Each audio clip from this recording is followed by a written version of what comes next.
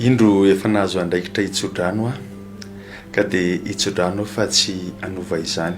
Ilay natao amin'ny bokin'ny fansana toko fahateramroapolo dia ny andinin'ny faharoapolo. Ry havana, hafaliana ho anay eto ampanomboana an'ity taona roapolo sy roa arivo ity ny mandray ny tenin'ny bokin'ny fansana io hoentina miarahaba sy mitsodrano anareo isa-tokantrano sy isam-batan'olona. Tsy sitrak'Andriamanitra ny hafadiranovana ny vahoakany, ka na dia nikasa anisy ratsy izany vahoaka izany ary Balaam dia tsy afaka nanatanteraka izany tamin'izy ireo izy satria nombaza ny tanan'Andriamanitra. Na dia eo aza ny karazam-pahoriana izay nianjady sy mianjady amintsika malagasy dia samy laza isika fa vahoaka nofidiana sy nitiavan'Andriamanitra ary maro ireo fahasoavana nondraisitsika tamin'iny taona vao nivalin'iny. Isan'ny nanamarika an'izany ny firaisan-kinantsika tamin'ny fanohanana ny ekipa pirenena malagasy ny Barea ka nahazahoantsika fandresena mahatalanjona. Isan'ny tena manandanja indrindra amin'ny tantaran'ity firenena malalantsika ity ny fandalovan'ny Raimasina François ny volana septambra lasa teo. Eny pasoavantsika mianakavy tamin'izany ary tsy nitsangamenatra noho ny firaisan-kina sy ny fifanampiana. Nampiaiko volana an'izao tontolo izao ny ezaka sy ny fanomezan-tanana nisy teo amintsika malagasy ka nahatonga azy ireo mbola miventy ny zavatra hitany sy tsapany tamin'iny fotoan-dehibe iny.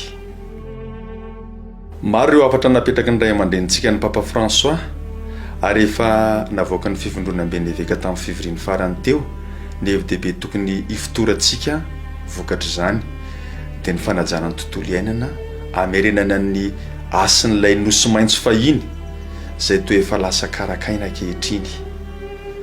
Ampisy lanja indray ny fihavanana mba tsy ho malaza tsinahana sahala ny vilia tsahoana fotsiny. Aoka tsy ho kivitsika satria ilay Andriamanitra nanaiky ara-monina amintsika dia ho anivontsika mandrakariva. Andeha ary aka fikasana tsara hibanjinana izay lalana mahasoa tiana hombana.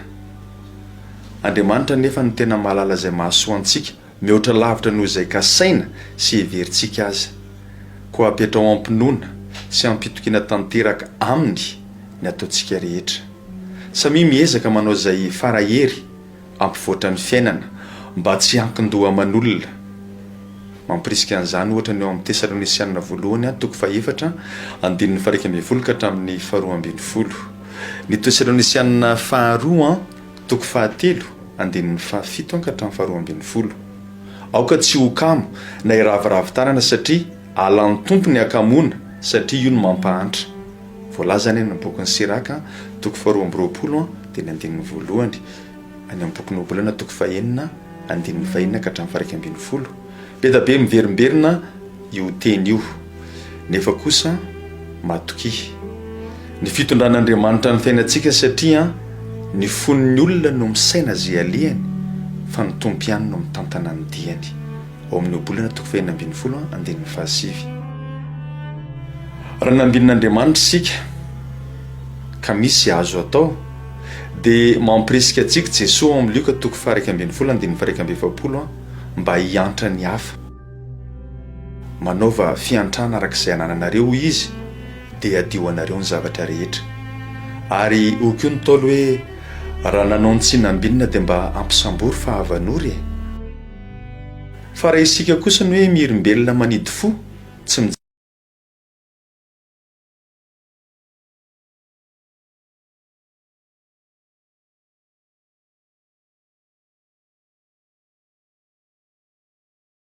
malala andeha hiainantsika ny tolo-tanana, ny fihavanana, ny fifampitsinjovana ary ny fanajana sy ny fiarovana ny tontolo iainana mba ho an'ny taranaka malalantsika.